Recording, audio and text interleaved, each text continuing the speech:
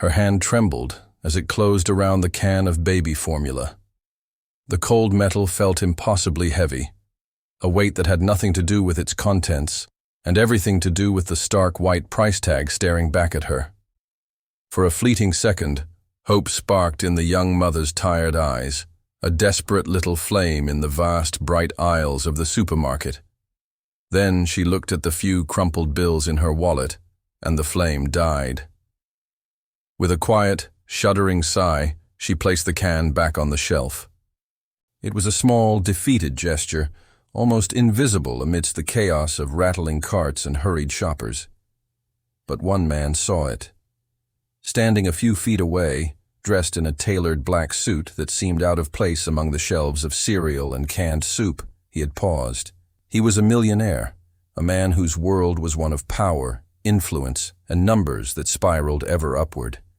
Yet, in that silent, heartbreaking moment of a mother's surrender, every dollar he had ever earned suddenly felt worthless. He watched her turn away. Her shoulders slumped under a weight he couldn't see, and something deep inside him, something long dormant, began to stir. The mother's name was Emily. Life lately had been a series of relentless blows. It was only a year ago that her world was whole. She had a husband she loved, a small but cozy home, and a future that seemed bright with the promise of raising their family. Then, a sudden accident had shattered it all, taking her husband and leaving her alone with 2 children to care for. The bills, however, never stopped their silent, menacing arrival. Rent, electricity, food. Every day was a painful calculation, a choice between necessities. Emily worked every odd job she could find, cleaning houses during the day and waiting tables at a diner late into the night. But the numbers never added up. The harder she worked, the further behind she seemed to fall, leading her to this moment, in this aisle, where the simple need to feed her baby felt like an impossible mountain to climb. Cradled against her chest, her infant slept, wrapped in a faded blanket, oblivious to their mother's quiet agony. Her older daughter, a small girl with wide, curious eyes, tugged at the hem of her worn sweater. "Mommy, can we go home?" she asked, her small voice a gentle pull back to reality. Emily managed a weak smile, stroking her daughter's hair as she pushed her nearly empty cart forward.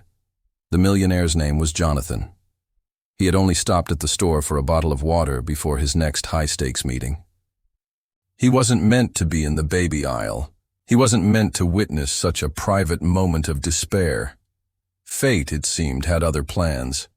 He could have easily walked away, dismissed it as just another person's struggle in a world full of them.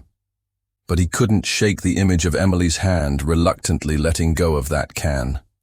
For the first time in a very long time, he felt that his immense wealth wasn't just a symbol of his success, but a profound responsibility.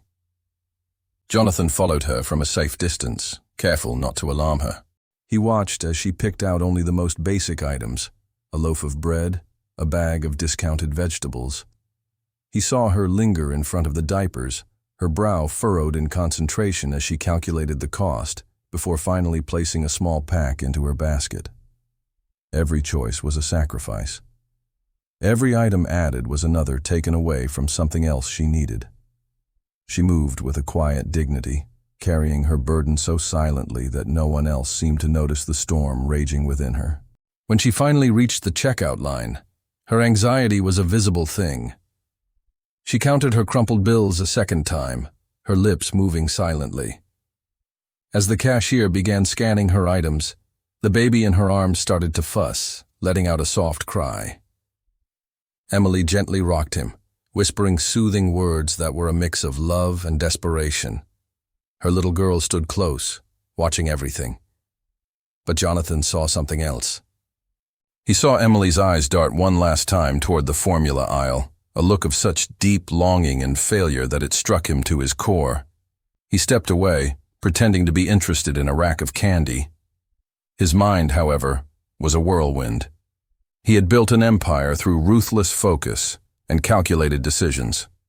He spent his days in boardrooms, making deals worth more than most people earn in a lifetime. But none of those victories, none of those achievements, had ever made him feel anything as real as what he was feeling now. He had spent so long building a fortress of wealth around himself that he had forgotten how to feel, how to connect with the simple, raw pain of another human being. As Emily pushed her cart out of the store and into the fading afternoon light, Jonathan made his choice. He followed her into the parking lot, where long shadows stretched across the cracked pavement. Emily was walking slowly, a difficult balancing act with a crying baby in one arm, and her daughter's hand held tightly in the other. Her car was an old, rusted sedan that looked as weary as she did. She carefully placed her few grocery bags inside and helped her daughter climb into the back seat. Jonathan approached her then, his steps measured and calm. "Excuse me," he said, his voice gentle, not wanting to frighten her. "I saw you in the store. I hope this isn't forward, but I'd like to help." Emily froze, her body tensing instantly. A lifetime of struggle had taught her to be wary of strangers, especially those offering something for nothing. Her pride rose up like a shield. "We're fine," she said, her voice tight. "I can't accept charity." But Jonathan's expression held no pity, only a deep, genuine sincerity. "It's not charity," he insisted softly. "Please." He held out a bag he had purchased after she left.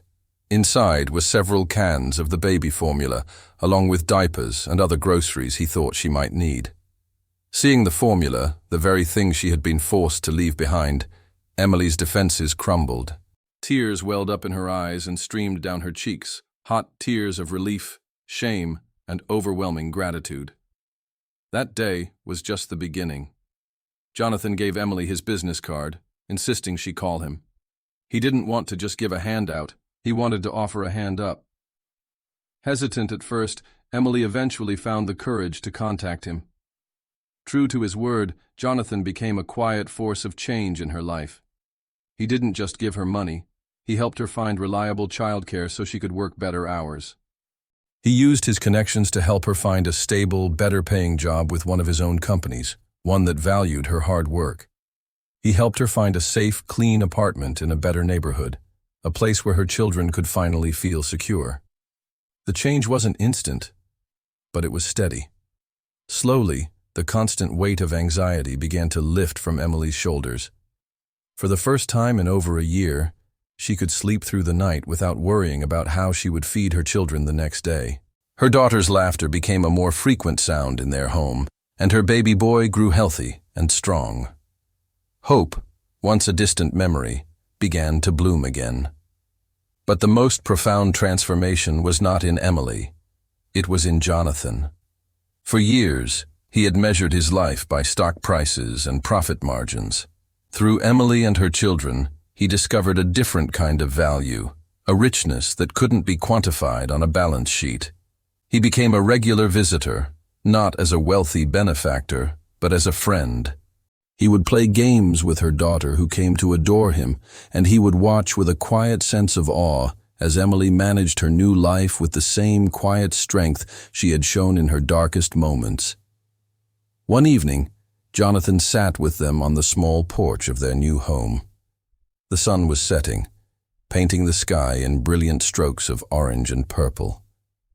Emily was gently rocking her baby, humming a soft lullaby. Her daughter was nearby, drawing a picture with a new set of crayons. In that peaceful, ordinary moment, Jonathan understood. The greatest investment he had ever made was not in a company or a stock, but in a simple act of compassion in a supermarket aisle. He had spent a lifetime accumulating a fortune, only to discover true wealth in the quiet joy of seeing a family heal.